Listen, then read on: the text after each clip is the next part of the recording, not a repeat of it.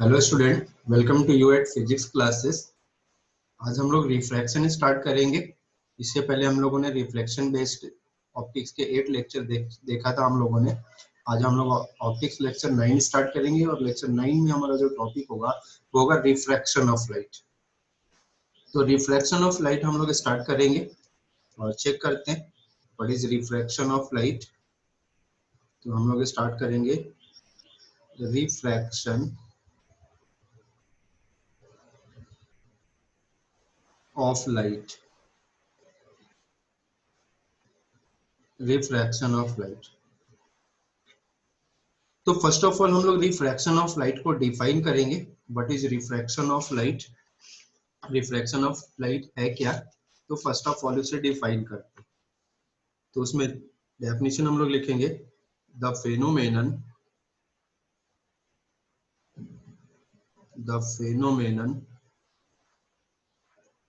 Of change in path of the phenomenon of change in path of ray of light, change in path of ray of light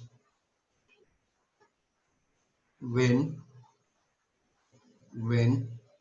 it goes from one medium when it goes from one medium to another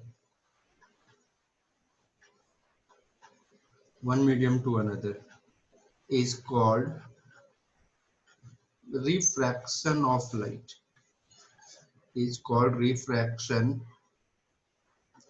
light.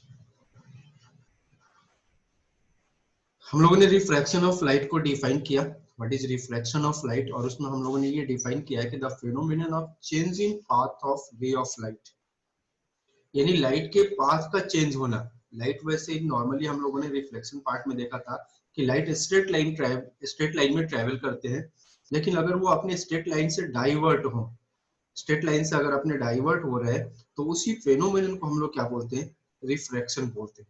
और ये refraction का phenomenon कब होगा? जब light रे एक medium से दूसरे मीडियम में इंटर करेंगे तो उनका पाथ जो होगा वो स्ट्रेट लाइन ना होकर के वहां पर दूसरे मीडियम में जाते ही वो क्या होगा? स्ट्रेट लाइन से डाइवर्ट होगा और फिर अगेन स्ट्रेट लाइन में चलना स्टार्ट कर देगा। इसी फेनोमेनन को हम लोग रिफ्रैक्शन ऑफ लाइट बोलते हैं। तो अब रिफ्रैक्शन ऑफ लाइट के 3 कंडीशंस हम लोग देखेंगे। उससे पहले हम लोग यहाँ पर थोड़ा सा आइडिया लेंगे मीडियम के बारे में। मीडियम, तो मीडियम में हम लोग नॉर्मली यहाँ पर 2 तरह के मीडियम की बात करेंगे। एक तो अपने पास होगा रेयरर मीडियम और एक होगा डेंसर मीडियम। तो नॉर्मली 2 टाइप्स ऑफ मीडियम की हम लोग यहाँ पर बात करेंगे, एक तो रेयरर मीडियम और दूसरा डेंसर मीडियम। रेयरर कब लेना हमें और डेंसर कब लेना है, इसके बारे में हम लोग एक एग्जाम्पल से समझते हैं। सपोज कर ले हमारे पास एक एग्जाम्पल है और इस एग्जाम्पल में हमने 3 मीडियम ले लिया। एक तो हमने एयर ले लिया और इस एयर का रिफ्रैक्टिव इंडेक्स 1 होता है, तो ये हमने ले लिया फर्स्ट μ1, और सेकंड हमने ले लिया ग्लास। सेकंड हमने ग्लास ले लिया और ग्लास को हमने ले लिया μ2, सेकंड मीडियम ले लिया जिसका रिफ्रैक्टिव इंडेक्स होता है 1.5। और उसके बाद हमने नेक्स्ट ले लिया वाटर, और वाटर का रिफ्रैक्टिव इंडेक्स इसको μ3 मान लेते हैं, और μ3 जो है ये अपने पास 1.33 या फिर इसको 4/3 भी ले सकते हैं। तो हमने 3 मीडियम ले लिया यहाँ पर। एक तो हमने एयर ले लिया, ग्लास ले लिया और वाटर ले लिया। हमें एक बार में 2 को कंसीडर करना है। सपोज कर ले हमने एयर और ग्लास को कंसीडर कर लिया, तो एमंग एयर एंड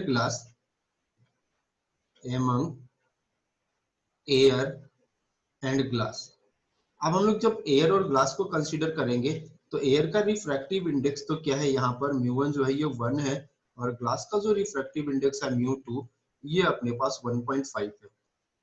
तो यहाँ पर जो एयर का रिफ्रैक्टिव इंडेक्स है mu of air, that is refractive index of air should be less than the refractive index of glass, यानी जिसका रिफ्रैक्टिव इंडेक्स कम होगा उसको तो हम लोग बोलेंगे रेयरर मीडियम, और जिसका रिफ्रैक्टिव इंडेक्स ज्यादा होगा उसको हम लोग बोलेंगे डेंसर मीडियम। यानी रेयरर और डेंसर के लिए हमें क्या करना है? एक टाइम पर हमें दो मीडियम कंसीडर करने हैं और उन दोनों में से जिसका रिफ्रैक्टिव इंडेक्स कम होगा उससे हम लोग रेयरर लेंगे और जिसका रिफ्रैक्टिव इंडेक्स ज्यादा होगा उससे डेंसर लेंगे। तो ये हम लोगों ने एग्जांपल लिया है एयर और ग्लास को जब कंसीडर करते हैं तो उसमें एयर तो क्या है रेयरर मीडियम है और ग्लास क्या है डेंसर मीडियम है और म्यू हम लोग यहाँ पर रिफ्रैक्टिव इंडेक्स को डिनोट करने के लिए यूज करें। सेकंड हम लोग ले लेंगे यहाँ पर हम लोग ले लेते हैं यहाँ पर एयर और वाटर को, एयर एंड वाटर। तो एमंग एयर एंड वाटर हम लोग बात करेंगे अब एमंग एयर एंड वाटर। तो जब हम लोग एयर और वाटर को कंपेयर करेंगे तो यहाँ पर जो अपने पास एयर है, एयर और वाटर, तो एयर का रिफ्रैक्टिव इंडेक्स तो यहाँ पर 1 है, म्यू ऑफ एयर ये 1 है और म्यू ऑफ वाटर जो है रिफ्रैक्टिव इंडेक्स ऑफ वाटर ये अपने पास 1.33 है। यहाँ पर अगेन जो एयर होगा वो क्या है रेयरर मीडियम हो जाएगा और जो वाटर होगा यहाँ पर अगेन क्या होगा ये डेंसर मीडियम होगा। थर्ड हम लोग यहाँ पर कंपेयर कर सकते हैं इसी तरह से अब हम लोग लेंगे ग्लास एंड वाटर को, ग्लास एंड वाटर। तो ग्लास और वाटर में जो ग्लास है अपने पास, ग्लास का रिफ्रैक्टिव इंडेक्स जो अपने पास है म्यू ऑफ ग्लास, ये म्यू ऑफ ग्लास 1.5 है और म्यू ऑफ वाटर की अगर हम लोग बात करें म्यू ऑफ वाटर तो ये 1.33 है। अब यहाँ जो अपने पास है यहाँ पर रिफ्रैक्टिव इंडेक्स ऑफ ग्लास जो है वो ज्यादा है, मोर है रिफ्रैक्टिव इंडेक्स ऑफ वाटर से, तो यहाँ पर ग्लास जो होगा ये डेंसर मीडियम होगा और जो वाटर होगा ये रेयरर मीडियम होगा। यानी रेयरर और डेंसर के लिए हमें क्या करना होगा, दो मीडियम को हम लोग कंपेयर करेंगे और जिसका रिफ्रैक्टिव इंडेक्स ज्यादा होगा वो हमारे लिए डेंसर मीडियम होगा और जिसका रिफ्रैक्टिव इंडेक्स कम होगा वो रेयरर मीडियम होगा। और फर्स्ट एग्जांपल में हम लोगों ने देखा था कि यहाँ पर ग्लास जो है वो डेंसर मीडियम है, ग्लास हमारे पास डेंसर मीडियम है और सेकंड एग्जांपल में हम लोगों ने देखा कि यहाँ पर जो अपने पास वाटर है वो डेंसर मीडियम है और थर्ड एग्जांपल में वाटर रेयरर मीडियम हो गया। तो कोई भी मीडियम फिक्स नहीं है कि वो हमेशा के लिए रेयरर होगा या हमेशा के लिए डेंसर होगा, वो डिपेंड करेगा कंपैरिजन के ऊपर और कंपैरिजन में जिसका रिफ्रैक्टिव इंडेक्स ज्यादा होगा वो डेंसर मीडियम होगा और जिसका रिफ्रैक्टिव इंडेक्स कम होगा वो रेयरर मीडियम होगा। तो हम लोगों ने रिफ्रैक्शन ऑफ लाइट को यहाँ पर डिफाइन किया हुआ है। रिफ्रैक्शन ऑफ लाइट को हमने डिफाइन किया था कि the phenomenon of change in path of ray of light when it goes from one medium to another is called refraction of light. यानी कोई भी रे ऑफ लाइट अगर एक मीडियम से दूसरे मीडियम में जाए तो उसका पाथ क्या हो, चेंज हो, और उसी फेनोमेनन को हम लोग रिफ्रैक्शन ऑफ लाइट बोल रहे हैं। तो हम लोगों ने मीडियम डिस्कस कर लिया कि नॉर्मली हम लोग दो तरह के मीडियम की बात करने वाले हैं, एक तो रेयरर मीडियम और दूसरा डेंसर मीडियम। अब हम लोग ये चेक करेंगे कि किस तरह से इनके पाथ चेंज होंगे, उसके ऊपर हम लोग काम करेंगे। तो उसमें आगे हम लोग कंसीडर करते हैं। तो फर्स्ट कंसीडरेशन में हम लोग लेंगे फर्स्ट की हम लोग क्या करेंगे कि व्हेन अ रे ऑफ लाइट, व्हेन अ रे of light goes from rarer medium to denser medium, goes from rarer medium to denser medium, rarer medium to denser medium. When a ray of light goes from a rarer medium to denser medium, then it bend towards normal, then it bend towards normal. यानी कोई भी रे of light अगर rarer से denser में जाएगा तो वो रे ऑफ लाइट क्या होगा, नॉर्मल की तरफ बेंड होगा। इसका डायग्राम मैं बनाता हूँ यहाँ पर, उससे क्लियर हो जाएगा कि किस तरह से वो नॉर्मल की तरफ बेंड होगा। तो उसके लिए हमें क्या करना है, यहाँ पर एक हम लोग सेपरेटर ड्रॉ करते हैं और ये सेपरेटर होगा अपने पास उन दो मीडियम के बीच में कि एक साइड तो हमें क्या करना है रेयरर मीडियम ले लेना और दूसरे साइड क्या करना है डेंसर मीडियम ले लेना। तो ये जो सेपरेटर है ये दो मीडियम को सेपरेट कर रहा है। इसके टॉप पर हमने ले लिया रेयरर मीडियम और इसके बॉटम पर हमने ले लिया डेंसर मीडियम, यानी एक साइड तो मीडियम अलग और दूसरे साइड मीडियम अलग है। तो ये रेयरर मीडियम और ये डेंसर मीडियम। अब हम लोग यहाँ पर नॉर्मल ड्रॉ करें, नॉर्मल दैट इज परपेंडिकुलर। यहाँ पर हम लोग परपेंडिकुलर ड्रॉ कर लेते हैं। ये हमने परपेंडिकुलर ड्रॉ कर लिया, परपेंडिकुलर टू द सरफेस।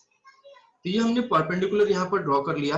अब हमें क्या करना है, यहाँ पर एंगल ऑफ इंसिडेंट रे और रिफ्लेक्टेड रे, यानी रे ऑफ लाइट जो है यहाँ पर रेयरर से डेंसर में जा रहा है, तो रेयरर से डेंसर में जा रहा है तो हमें क्या करना है, यहाँ पर इस तरह से इंसिडेंट रे हमने बना लिया जो कि क्या है रेयरर मीडियम से आकर के इंसिडेंट हो रहा है इस पॉइंट पर, जिस पॉइंट को हम लोग पॉइंट ऑफ इंसिडेंस बोलते हैं। तो ये पॉइंट पी है, जो पॉइंट पी पर आकर के कोई रे ऑफ लाइट क्या हो रहा है, इंसिडेंट हो रहा है।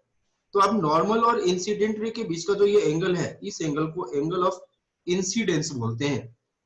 यानी एंगल ऑफ इंसिडेंस यहाँ पर क्या है, इंसिडेंट रे और नॉर्मल के बीच का एंगल है। ये तो अपने पास जो है ये नॉर्मल है, नॉर्मल, और ये अपने पास इंसिडेंट रे है, इंसिडेंट रे।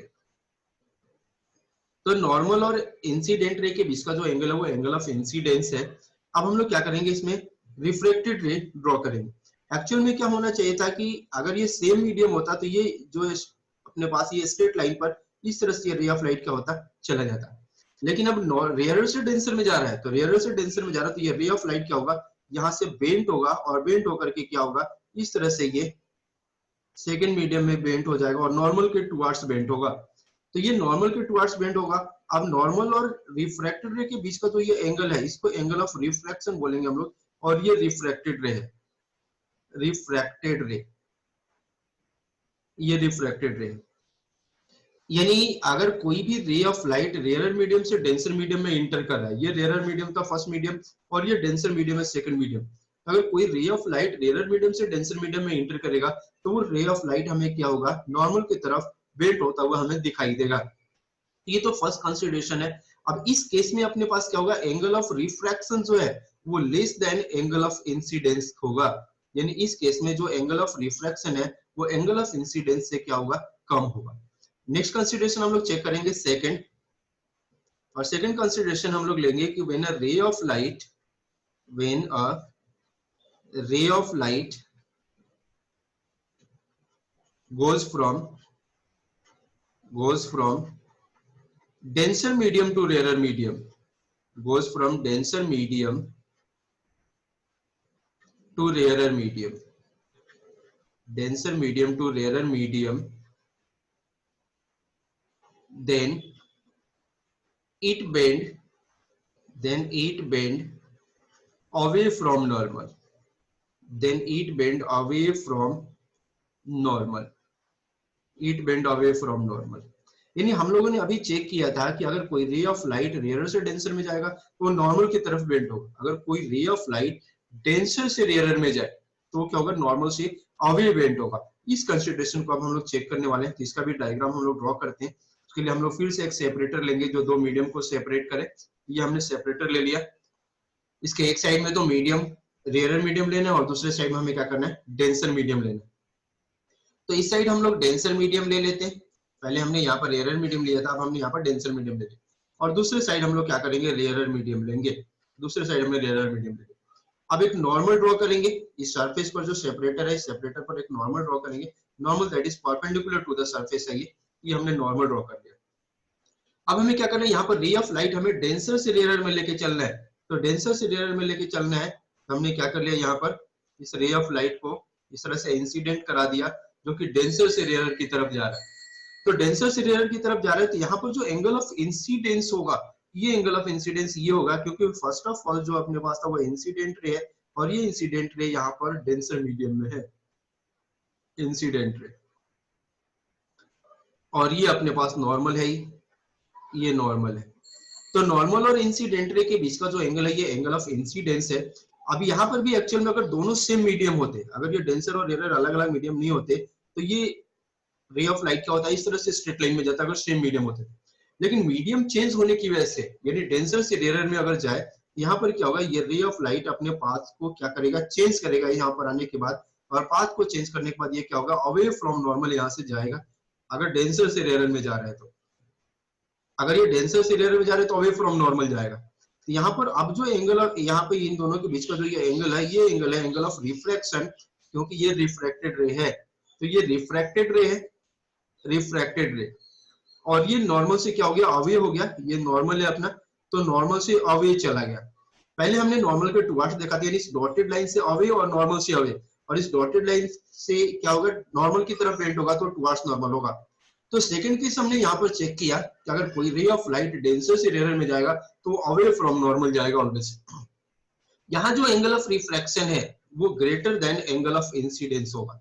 इस केस में angle of refraction greater than angle of incidence है, इससे प्रीवियस केस में angle of refraction less than angle of incidence था। ये हमने सेकंड कंसीडरेशन चेक किया। थर्ड कंसिडरेशन हम लोग चेक करते हैं। थर्ड कंसिडरेशन हम लोग क्या करेंगे कि अगर कोई रे ऑफ लाइट नॉर्मल इंसिडेंस हो तो क्या होगा, उस कंडीशन को चेक करते हैं। तो ये हमने एक सेपरेटर ले लिया और कोई रे ऑफ लाइट हम लोग क्या कर रहे हैं, नॉर्मल इंसिडेंट करा रहे हैं।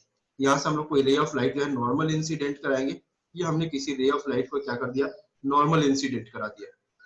ये हमने कोई रे ऑफ लाइट जो है ये नॉर्मल इंसिडेंट करा दिया।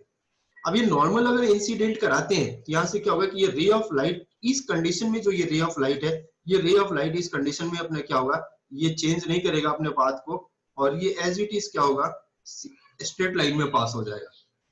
यानी जब अगर कोई रे ऑफ लाइट नॉर्मल इंसिडेंस हो रहा है तो वो अपने पाथ को चेंज नहीं करेगा, और उस सिचुएशन में क्या होगा, वो सीधा स्ट्रेट लाइन में ये हो जाए। अब यहाँ पर जब हम लोग एंगल ऑफ इंसिडेंस की बात करेंगे तो एंगल ऑफ इंसिडेंस और नॉर्मल दोनों सेम लाइन पर है। यहाँ पर एंगल ऑफ इंसिडेंस 0 है और एंगल ऑफ रिफ्रैक्शन और नॉर्मल भी क्या है, सेम लाइन पर है, तो एंगल ऑफ रिफ्रैक्शन भी 0 है। तो इस केस में जो एंगल ऑफ इंसिडेंस है और एंगल ऑफ रिफ्रैक्शन है वो क्या हमारा 0 है। तो ये अपने नॉर्मल इंसिडेंस का केस हमने ले लिया। तो ये 3 सिचुएशंस हम लोग रिफ्रैक्शन में लेकर के चलेंगे कि अगर कोई रे ऑफ लाइट रेयरर से डेंसर में जाए तो नॉर्मल के टुवर्ड्स बेंट हो, अगर कोई रे ऑफ लाइट डेंसर से रेयर में जाए तो नॉर्मल के अवे बेंट हो, और अगर कोई रे ऑफ लाइट नॉर्मल इंसिडेंस हो तो वो अपने पाथ को चेंज ना करते हुए एक मीडियम से दूसरे मीडियम में इंटर कर जाए। ये सिचुएशंस हम लोगों ने यहाँ पर चेक किया।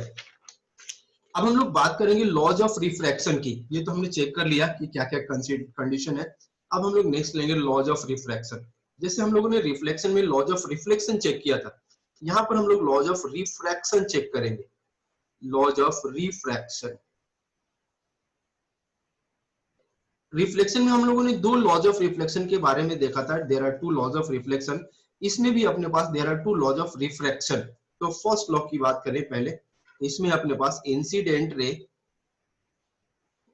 Incident ray, refracted ray, refracted ray and normal, and normal, incident ray, refracted ray and normal all lies in the same plane, in the same plane। यानी इंसिडेंट रे, रिफ्लेक्टेड रे और normal ये तीनों same plane पर लाई करेंगे। यही case अपने पास laws of reflection में भी हमने चेक किया था, लेकिन वहां पर इंसिडेंट रे रिफ्लेक्टेड रे था, यहाँ पर रिफ्रैक्टेड रे। सेकंड हमने लॉज ऑफ रिफ्लेक्शन में देखा था कि एंगल ऑफ इंसिडेंस और एंगल ऑफ रिफ्लेक्शन का रिलेशन था, वहां पर जो कि angle of incidence angle of reflection के इक्वल आ रहा था। यहाँ पर भी एंगल ऑफ इंसिडेंस और एंगल ऑफ रिफ्लेक्शन का रिलेशन है, लेकिन यहाँ पर इक्वल नहीं होगा, तो उसके बारे में हम लोग चेक करते हैं। तो सेकंड लॉ क्या है अपने पास, the ratio of sine of angle of incidence, the ratio of sine of angle of incidence. तो एंगल ऑफ इंसिडेंस हम लोग क्या कर लेंगे, एंगल आई ले लिया हमने। The ratio of sine of angle of incidence to the sine of angle of refraction, sine of angle of refraction, angle of refraction को आर ले लेते हैं, is constant, is constant and that constant is known as, and that constant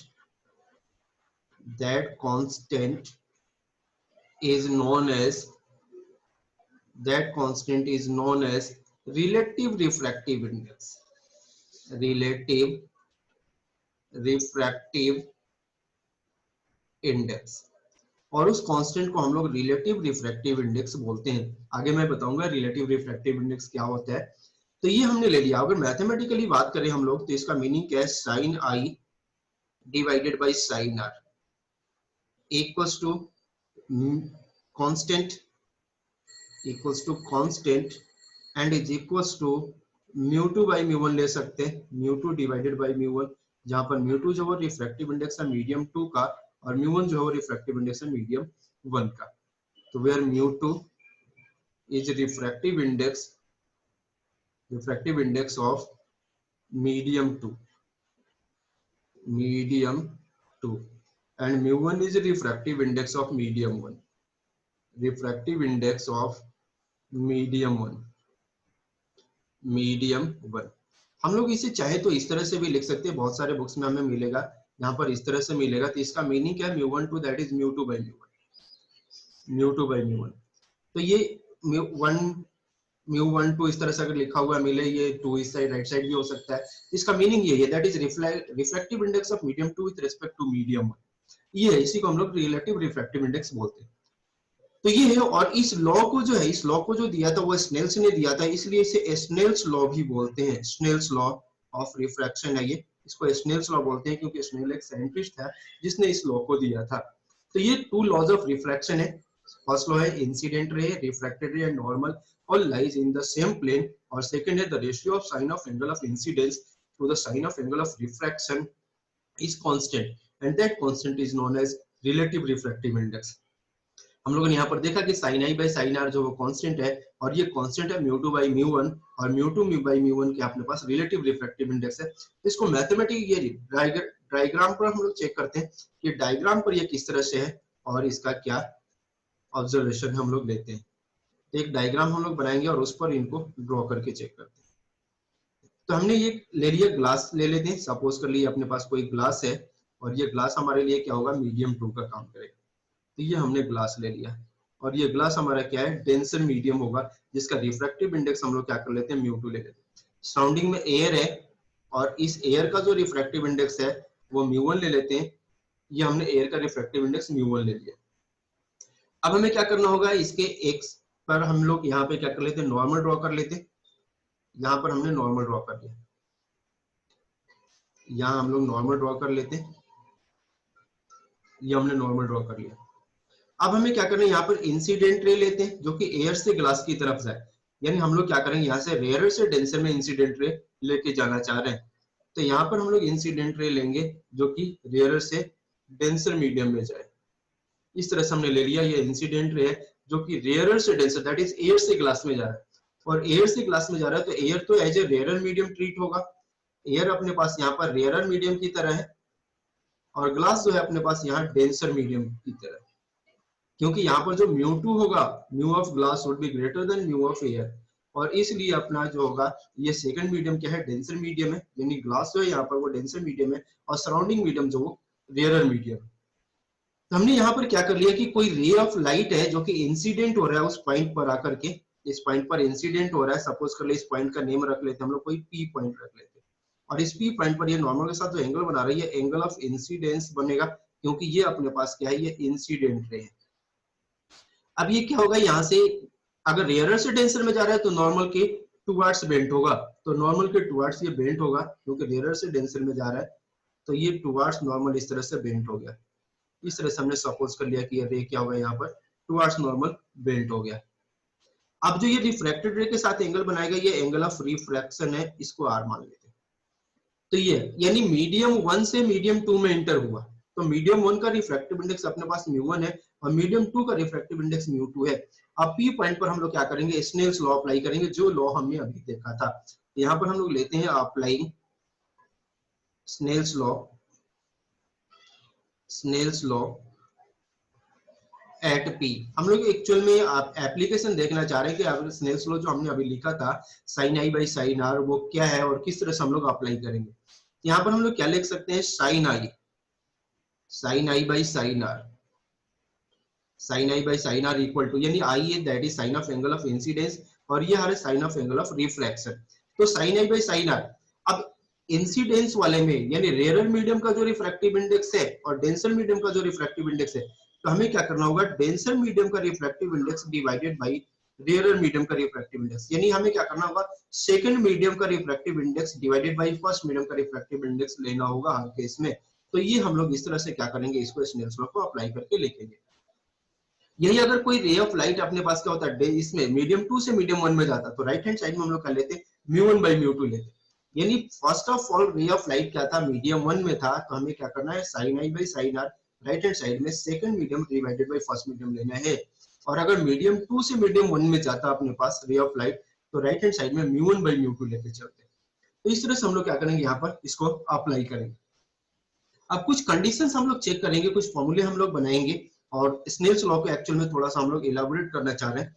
अभी हम लोगों ने देखा था स्नेल्स लॉ में, और इसमें क्या लिखा था हमने कि sine i by sine r equal to mu two by mu one. ये हम लोगों ने यहाँ पर चेक किया था कि ये, और इसी को हम लोग क्या बोल रहे हैं यहाँ पर स्नेल्स लॉ बोल रहे हैं। इसको हम लोग थोड़ा सा और एक्सपेंड करना चाह रहे हैं, कुछ और फॉर्मूला हम लोग इसी बेसिस पर बनाना चाह रहे हैं और उन फॉर्मूलों को हम लोग चेक करेंगे। तो उसके लिए हम लोग क्या करते हैं, फिर से एक डायग्राम बनाते हैं। फिर से हम लोग यहाँ पर एक डायग्राम बना लेते हैं। ये सेपरेटर हो गया अपना, और फिर यहाँ पर हम लोग एक परपेंडिकुलर ड्रॉ कर लेंगे इस सेपरेटर पर। इस सेपरेटर पर एक परपेंडिकुलर ड्रॉ कर लेते हैं। तो ये परपेंडिकुलर दैट इज नॉर्मल हो गया। अब हमें क्या करना है, कोई रे ऑफ लाइट यहाँ पर इंसिडेंट कराना है। तो कोई रे ऑफ लाइट को इंसिडेंट करा लेते। ये अपना रे ऑफ लाइट हो गया जो इंसिडेंट हमने करा लिया। अब ये रे ऑफ लाइट डिपेंड करेगा कि रेयर से डेंसर में जा रहा है या डेंसर से रेयर में जा रहा है। तो अभी तो हम लोग क्या करेंगे, म्यू1 म्यू2 दो रिफ्रैक्टिव इंडेक्स ले लेते हैं। इस सपोज कर लिए फर्स्ट वाले का रिफ्रैक्टिव इंडेक्स म्यू1 है और सेकंड वाले का रिफ्रैक्टिव इंडेक्स म्यू2 है।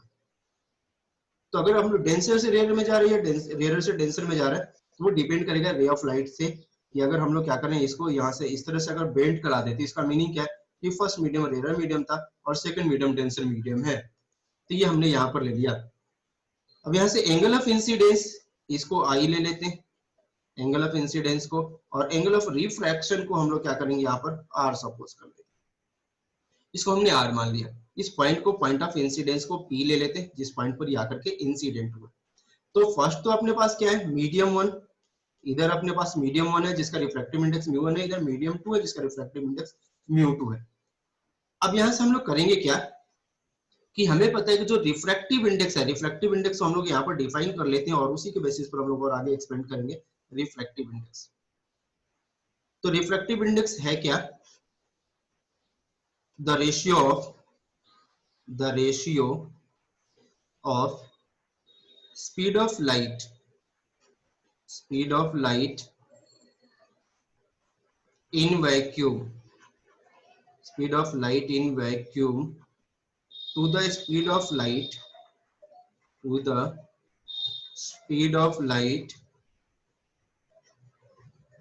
in any medium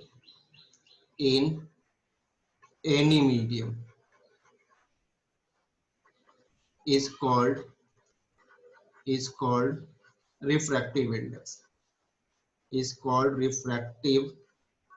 index, तो रिफ्रैक्टिव इंडेक्स का एक डेफिनेशन अपने पास ये भी है, जिसमें रिफ्रैक्टिव इंडेक्स को हम लोग म्यू से डिनोट कर रहे हैं और speed of light in vacuum को सी मान ले, तो speed of light in any medium को वी मान ले। तो mu is C by V, जहां पर सी कांस्टेंट है और वैक्यूम में स्पीड ऑफ लाइट जो है वो 3 × 10⁸ मीटर पर सेकंड होता है। 3 × 10⁸ मीटर पर सेकंड होता है speed of light in vacuum.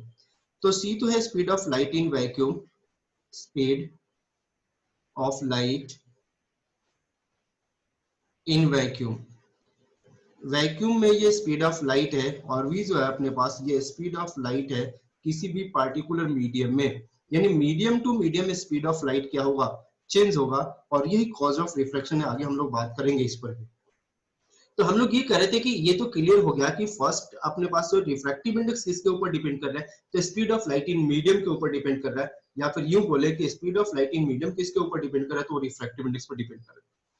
तो फर्स्ट मीडियम का रिफ्रैक्टिव इंडेक्स हमने म्यू1 ले लिया, इसमें स्पीड ऑफ लाइट v1 ले लेते हैं, और सेकंड मीडियम का हमने रिफ्रैक्टिव इंडेक्स म्यू2 ले रखा है, तो इसमें स्पीड ऑफ लाइट v2 ले लेते हैं।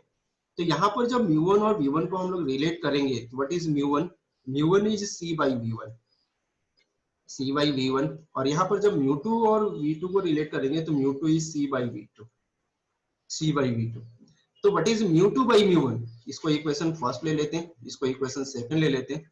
तो इन दोनों को कंपेयर करके अगर हम लोग म्यू2 by म्यू1 निकालें, तो व्हाट इज म्यू2 by म्यू1, तो म्यू2 by म्यू1 अपने पास आ जाएगा यहाँ से v1 by v2। इन दोनों को डिवाइड करेंगे तो ये v1 by v2 आ जाएगा। यानी इसको हम लोग जो स्नेल्स लॉ हमने यहाँ पर लिख रखा है, तो what is sin i by sin r। Snell's law का हम लोग फॉर्मूले बनाना चाह रहे हैं, तो sin i by sin r जो होगा वो तो म्यू2 by म्यू1 ऑलरेडी है, जो कि हमने रिलेटिव रिफ्रैक्टिव इंडेक्स से इसको डिफाइन कर रखा है। और म्यू2 by म्यू1 किसके इक्वल होगा, तो ये v1 by v2 के इक्वल होगा। तो म्यू2 by म्यू1 जो है वो v1 by v2 के इक्वल आ गया। अब हम लोगों ने साउंड चैप्टर में देखा था कि जो वेलोसिटी है, वो वेलोसिटी क्या होता है, v = f लैम्डा, यानी फ्रीक्वेंसी मल्टीप्लाइड बाय वेवलेंथ होता है। तो फर्स्ट मीडियम का अगर वेवलेंथ हम लोग क्या कर ले, λ1 ले ले, और सेकंड मीडियम का वेवलेंथ अगर लेमडा 2 ले लें, तो यहाँ पर लेमडा 1 और वेलोसिटी को अगर रिलेट किया जाए तो what is v1? v1 is f lambda 1 क्योंकि फ्रीक्वेंसी कांस्टेंट होता है। What is v2? v2 is f lambda 2। तो यहाँ से what is v1 by v2? तो v1 by v2 जो होगा वो लेमडा 1 by लेमडा 2 आ जाएगा। यहाँ से v1 is f lambda 1 divided by v2 and v2 is f lambda 2। Frequency से फ्रीक्वेंसी कैंसिल, तो v1 by v2 जो है अपने पास वो आ गया लेमडा 1 by लेमडा 2। तो ये वेवलेंथ के टर्म्स में हमने इसको रिलेट कर लिया। तो यहाँ से हम लोग ले सकते हैं लेमडा 1 by लेमडा 2। तो ये हमने इनको सिंप्लीफाई करके अपना रिजल्ट बना लिया स्नेल्स लॉ। इन स्नेल्स लॉ से हमने फॉर्मूला बना लिया, जो फॉर्मूले इन पर बेस्ड हमारे प्रॉब्लम्स हो सकते हैं। तो sin i by sin r जो होगा वो म्यू 2 by म्यू 1 के इक्वल होगा, या फिर हम लोग v1 by v2 के इक्वल भी ले सकते हैं, या फिर लेमडा 1 by लेमडा 2 के इक्वल भी ले सकते हैं। जहां पर म्यू 2 क्या है? सेकंड मीडियम का रिफ्रैक्टिव इंडेक्स है, म्यू 1 फर्स्ट मीडियम का रिफ्रैक्टिव इंडेक्स है। v1 अपने पास वेलोसिटी ऑफ फर्स्ट मीडियम है, v2 velocity of second medium है। लेमडा 1 जो अपने पास वेवलेंथ ऑफ फर्स्ट मीडियम है और lambda 2 wavelength of second medium है। तो ये यहाँ पर हमने स्नेल्स लॉ को क्या कर लिया, यहाँ पर अप्लाई करके चेक किया कि किस किस तरह से हम लोग क्या कर सकते हैं, यहाँ पर स्नेल्स लॉ को अप्लाई कर सकते हैं और इनका मीनिंग क्या है छोटे छोटे टर्म्स का, यहाँ पर हम लोगों ने ये चेक किया। तो रिफ्रैक्टिव इंडेक्स वगैरह के टर्म्स में हमने सारे कंडीशंस यहाँ पर चेक किए। अब आगे हम लोग क्या करेंगे, कॉज ऑफ रिफ्लेक्शन की बात करेंगे और आगे इसको कंटिन्यू करेंगे। Thank you.